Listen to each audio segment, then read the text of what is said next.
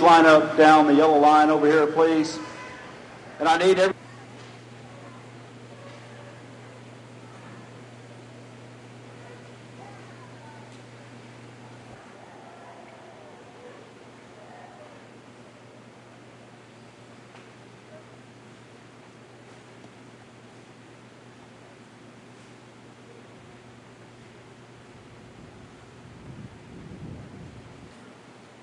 Armed.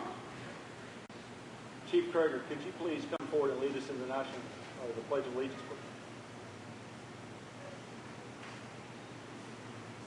I pledge allegiance to the flag of the United States of America, to the republic of God, indivisible, with liberty and justice for all. Early light, what so proudly we hailed at the twilight's last gleaming, whose broad stripes and bright stars through the perilous fight o'er the ramparts we watched were so gallantly streaming, and the rocket's red glare, the bombs bursting in air, gave proof through the night that our flag was still there. Oh, say does that star-spangled banner yet wave o'er the land of the free and the home of the brave?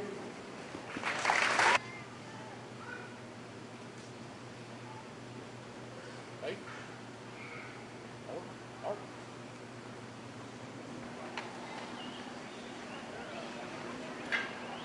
In just a moment, I'm going to ask one of the guys if they would close this door right here for our papers blow everywhere. What an excellent turnout.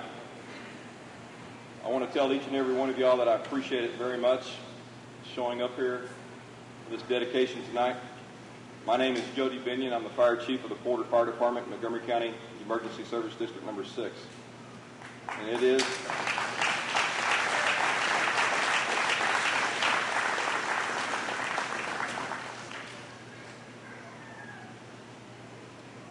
an honor to stand here before you tonight, this afternoon. We're going to recognize a few people just really quick, a few dignitaries within the county. I'm going to ask Judge Sadler if he would come up and say a few words, and Congressman Kevin Brady will follow.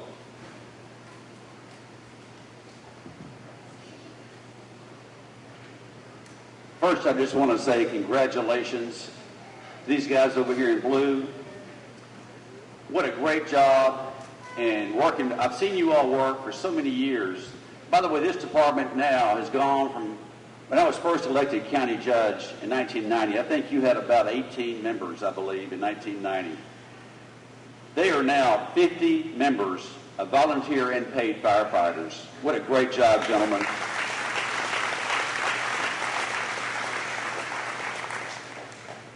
But today is another great event. This is one of a kind, this burn facility, this burn building, they call it, back over here to my right. I took a quick tour in it. I could smell the smell. You've already been burning, I see, Jody. I'm glad I wasn't around there when the fire started. But what a great facility. And I want to thank you all on behalf of all the volunteer fire departments that will be training in that facility, as well as the city of Conroe and the Woodlands. This is a facility that can be used countywide, and I want to thank you for that very, very much.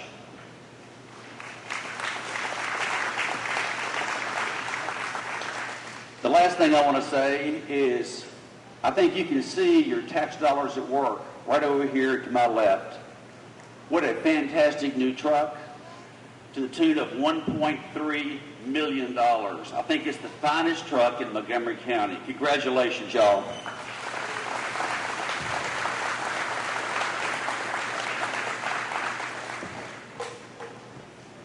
Well, thank you very much for having me here tonight. This is a remarkable turnout for an area and a community that is just doing remarkable things. In fact, when I drove up, I saw the car, saw the commotion. My first thought was, where's the fire? Not here. Actually, just for training purposes.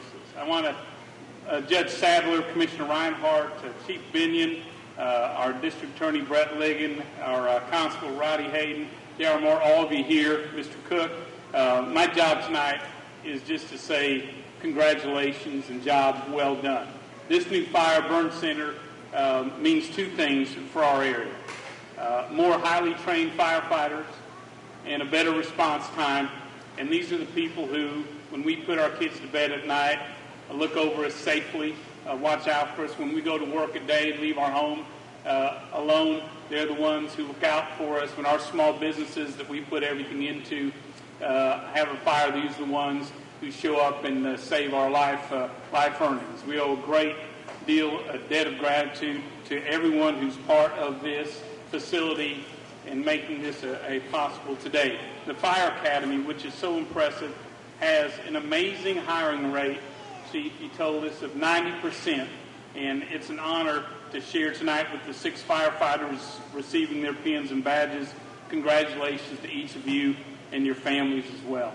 Pleased to be part of this. I can tell you, federal government, in my view, spends way too much money, wastes too much money. But when we make investments like this is where tax dollars really come home to help our community, help our families, help our region grow. There are so many good things happening in East Montgomery County. This is just another major milestone for the area. Chief, to you and all, congratulations. And it's a small token, but I had a flag flown over the United States Capitol in honor of this fire department, this community, and this facility. And on behalf of the United States House of Representatives, I'm proud to present that to you. And I hope you'll fly it with as much pride as I present it.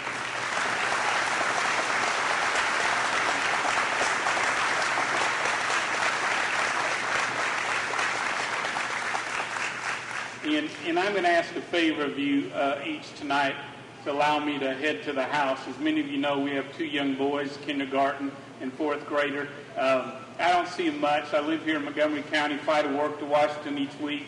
I try to make it every day. I'm in Texas. I try to be home to put them to bed. So, Chief, with your permission, I'm going to head to the house and hug some boys. Thank you. God bless you. Thank you, Congressman Brady. I don't want to leave our commissioner out. So if he wants to, he's going to have an opportunity to come up and say a few words. Thank you, Jody. I think this is a great facility. I think the first time I ever went to the other old fire department over there, probably Leon was the chief then. And I look at these guys today and what I seen then. They don't do their job any different today. Maybe they weren't better trained than they were then. But they put just as much effort in it when they were volunteers as they do now that they're paid. So I think you ought to give these guys in the blue a big round of applause for what they do to save our country, and our community here.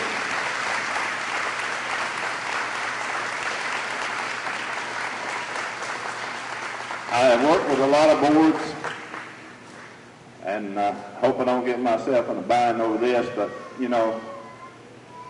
I have never worked with a better board than what y'all have here. The chief is outstanding. He is very involved with the community, for the youth, the seniors, anything that I know that I need. All I got to do is pick up the phone and call Jody, and if he can't make it, he'll send Carter, or he'll send somebody. But it's a great privilege for me to be involved with this fire department here. There's another gentleman that I'd like to introduce to y'all tonight if he hadn't left. You're probably going to be seeing a lot of him. We just got a new lieutenant for our sheriff department over here today. Where's Darrell Kahn at? Darrell's all the way in. And, you know, Darrell's a hometown guy. Welcome back, Darrell. We appreciate it. Every one of you enjoy yourself. Just spam a little harder with your plates. Y'all enjoy yourself. God bless every one of you, and thank y'all for coming out. Part of tonight's ceremonies, on the first Monday of every month, the Concerned Citizens Organization of Montgomery County meets up at the Tullis Library at Community Drive in 59 up in New Caney. Tonight's the first Monday of the month. So tonight is actually the meeting of the Concerned Citizens. So I'm going to change hats just for a second. I am the president of the Concerned Citizens Organization, and I want to introduce our board members with the Concerned Citizens as well. Our vice president is Constable Rowdy Hayden.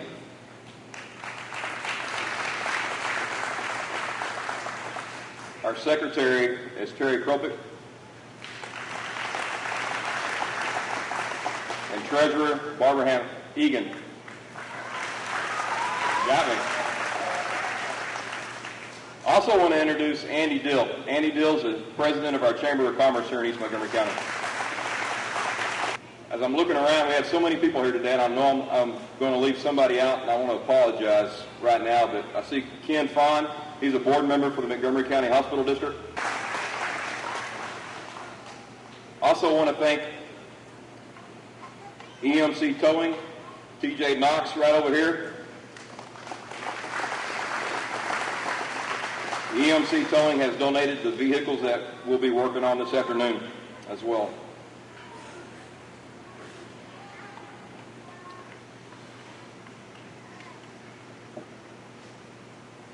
In 2005, I had the opportunity to start the process to hire the first full-time firefighters for Montgomery County Emergency Service District number 6.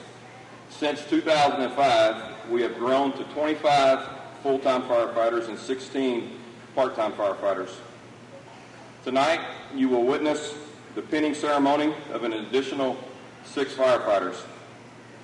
Chief Teeterball and Chief Johnson, as well as other firefighters, have been working with these 6 firefighters over the last 7 weeks, preparing and molding these firefighters and teaching them the importance of the job. They've had the opportunity to hear from other firefighters with 25 plus years of service in about the dedication to the job and to the public and to one another. I want to introduce our Deputy Chief Training Officer, David Teeterball, and my Assistant Chief, Carter Johnson.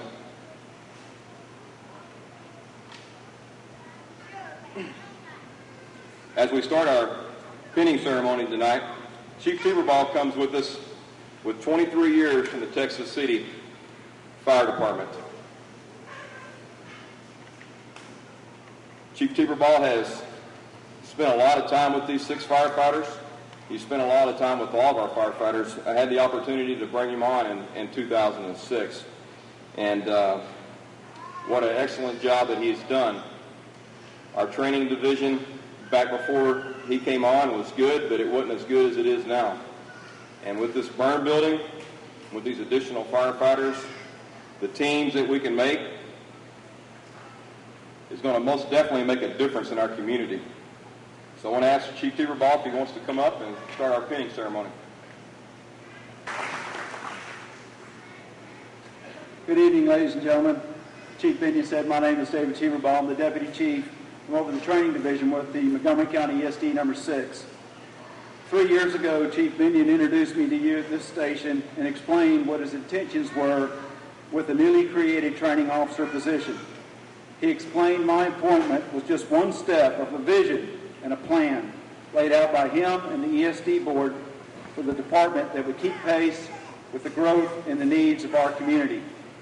Since then, we've completed many other steps. We've opened up a station 124 over on Sorters Road. We've hired more employees. We've purchased new and updated equipment. We've increased training and our community activities several times over. I stand here before you today along with Chiefs Binion and Johnson and the ESD board members, the Ladies Auxiliary, and the rest of my colleagues in celebration of 3 new accomplishments or goals leading to that overall vision laid out so many years ago. The first celebration today will be the addition of new employees. As I said before, when I stood here 3 years ago, we had 12 full-time employees, and that was including me. Today, we will swear in 6 new firefighters to bring our total to 25. This allows us to fully staff 2 stations and 2 pieces of apparatus every day, 24 hours a day, 7 days a week, 365 days a year. The benefit to you is better response times, more efficient operations, and less dependent on organizations outside of our own. At this time, I'd like to call up to the front the following firefighters and their family members that will assist in the pinning exercise. Michael Ashcraft.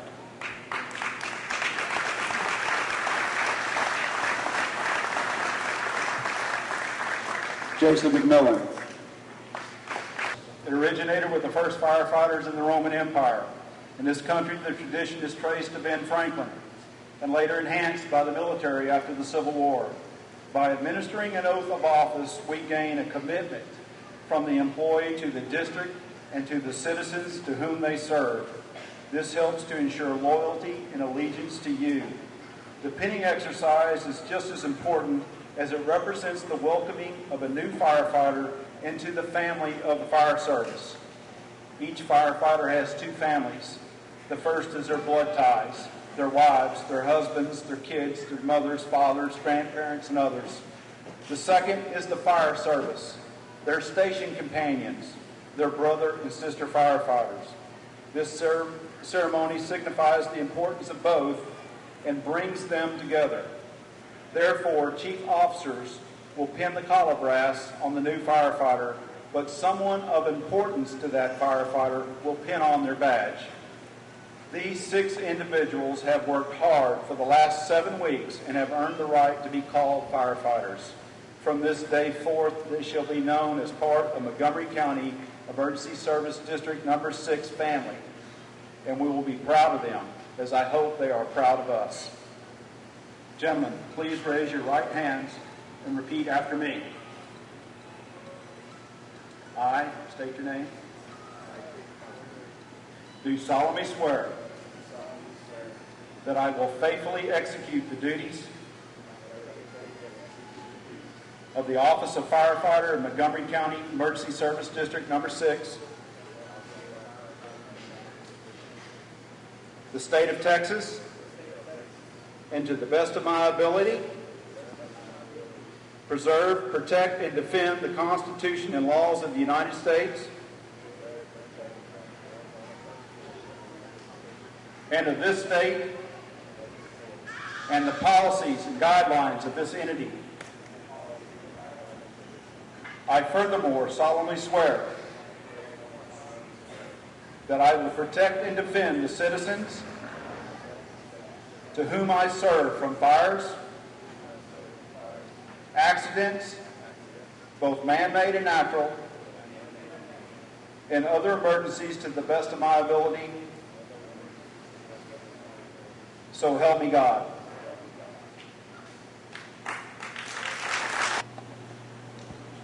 Thank you very much.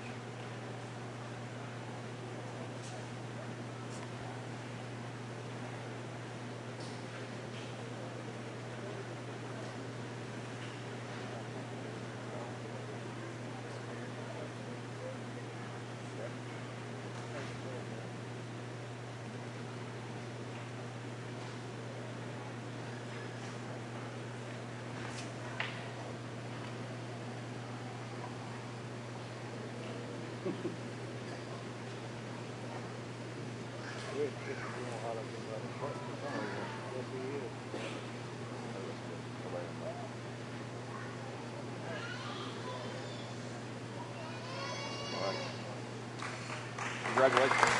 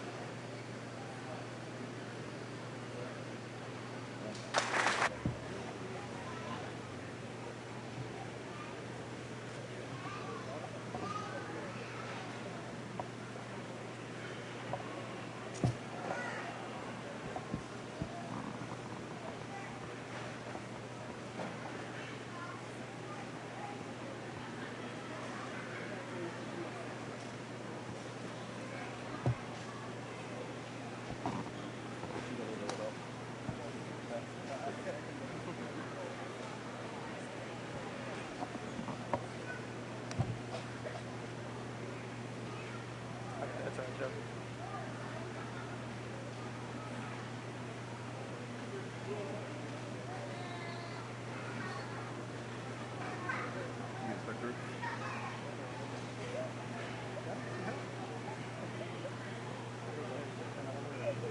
you go. That's in it. Corey Williams.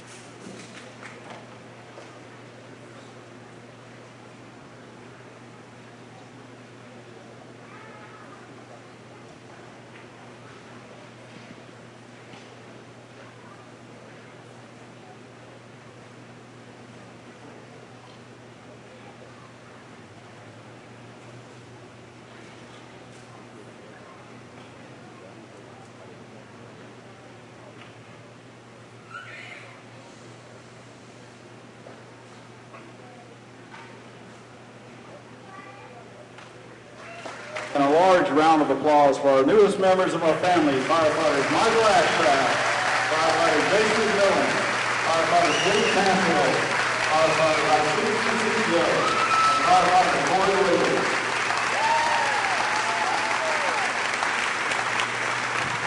If I could have you turn around and stand for a second. First day here, congratulations and welcome to the fire service. I hope that during your career as firefighters, every day is like your first. During my 19 years of the fire service, I still enjoy each and every day like it was my first. You will be met with challenges throughout your career, some good and some bad. It is important to keep your head up. Watch and learn from your officers, because one day you may be standing in their shoes as well as mine. Myself and some other firefighters here a couple of months ago had a chance to sit down with a very well-known fire chief in the United States and around the world, actually, Fire Chief Alan Brunacini. And Chief Ken Kreger, standing over here, that led us in the pledge, asked Chief Brunacini, what type of advice would you give to us in the fire service? And Chief Brunacini said, nice and simple, be nice. As we sit there for a few moments, I thought, well, maybe he's going to throw another answer out there to us. So after a few moments, I asked him again, I said, seriously, what type of advice would you give to us? And he simply answered again, be nice. Ever since then, that comment has been in my mind, and that is ever so true. Be nice to people, and they will respect you, and they will respect the job that you do. You are now a public servant to you and your community and beyond. Congratulations and good luck on your career in the fire service. Thank you.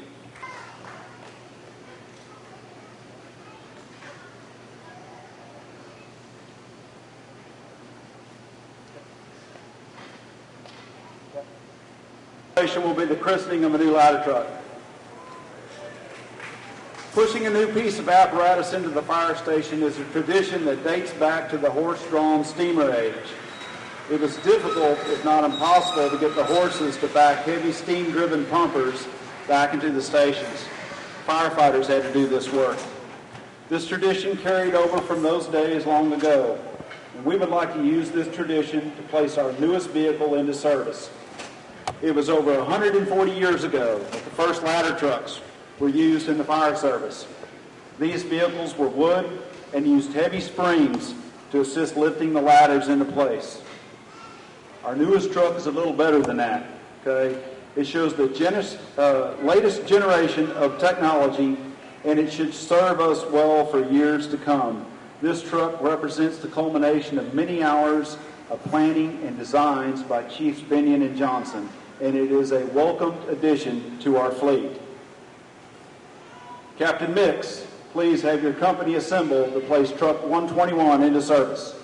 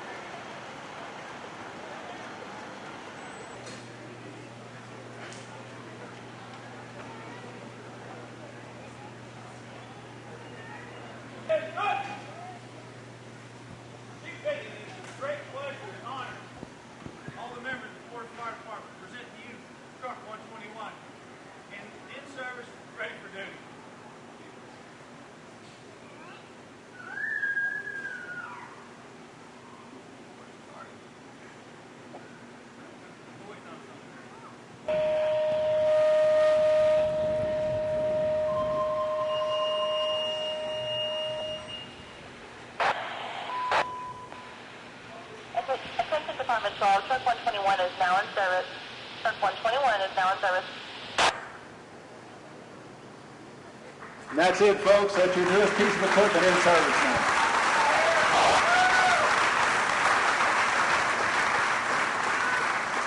I do want to again thank Judge Sadler, Commissioner Reinhardt, Constable Rowdy Hayden, District Attorney Brett Ligon, as well as Congressman Brady.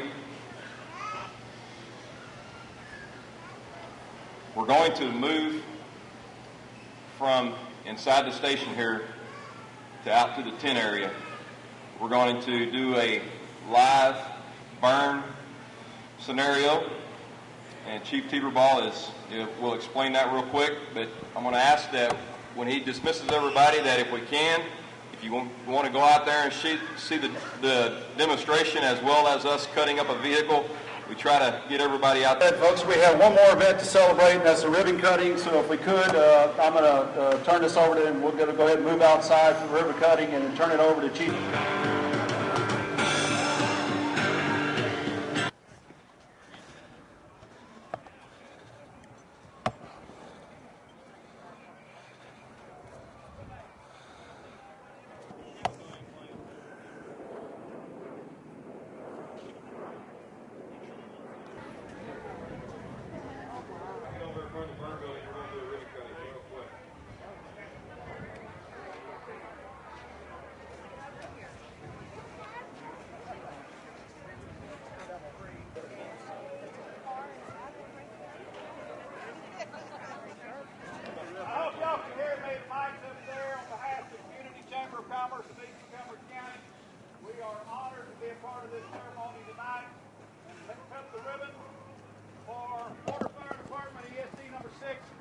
Burn building. Mr. Cook, please cut the ribbon. All right. All fires started contained by one sprinkler head. In this building we actually have a room that's two sprinkler heads in. We should have a fire that we put out by one.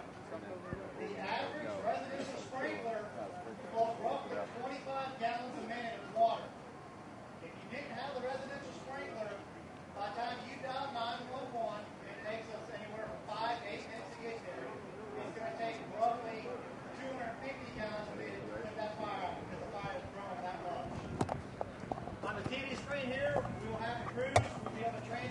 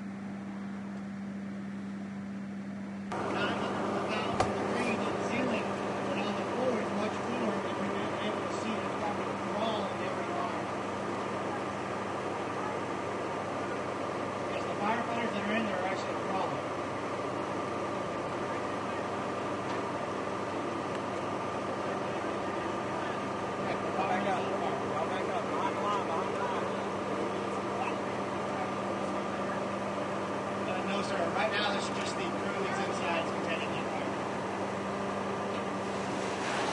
As you can see, the black stream is actually the water hose because the water is cooler than the air. It shows up black.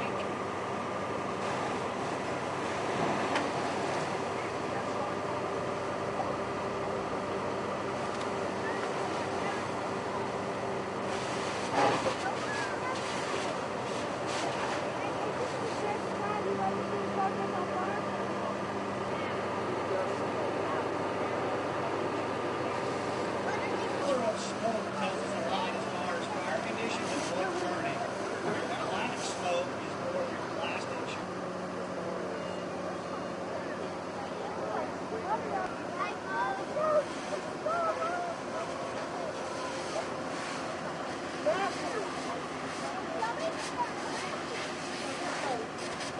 That tells us that we have a down firefighter. If you stand in the car, was geared on approximately 80 to 100 pounds more than what they started on. Fire in the second story. They're going to go. Captain Rainbow, Lieutenant Rainbow.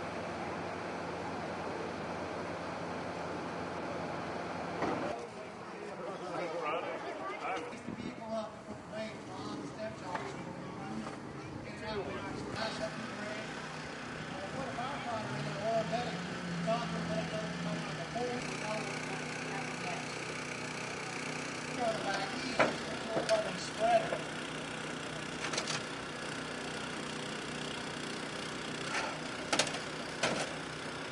What we'll do is we'll go in there and pry the hood open. We're looking for a battery. And sometimes airbag will not go off. If you have a new vehicle that has multiple airbags, the only option to get inside the vehicle, only the driver airbag will go off. And sometimes when a firefighter gets in there and puts his weight on the concrete sheet, they have to think the airbag going off. This is a battery. There's a chance that it has to get an airbag right there.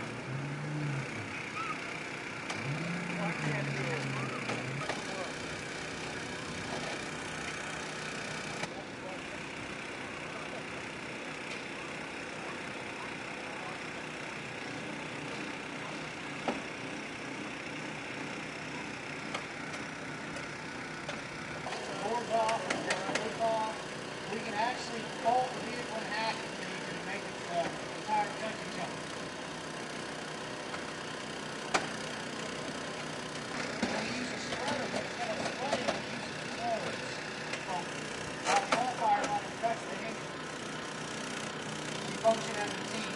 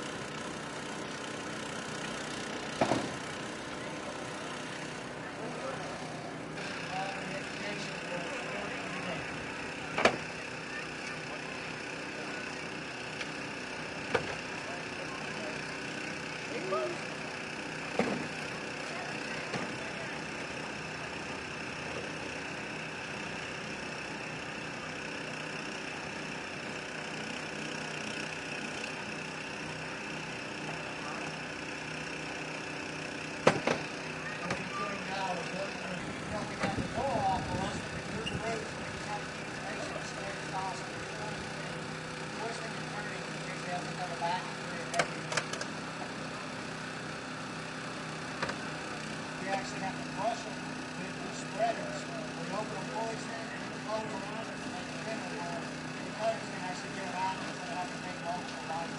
It's like a parachute.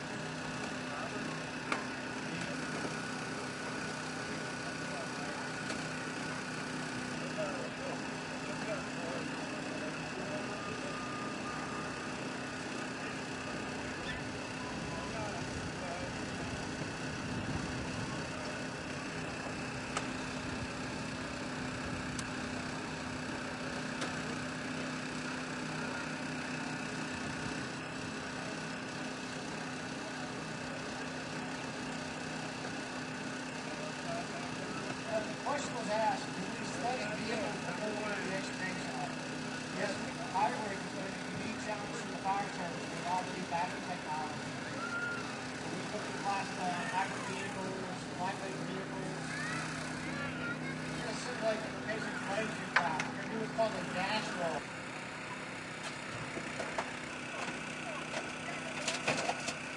It costs roughly $20,000 per set for a pump, a cutter, and a spreader.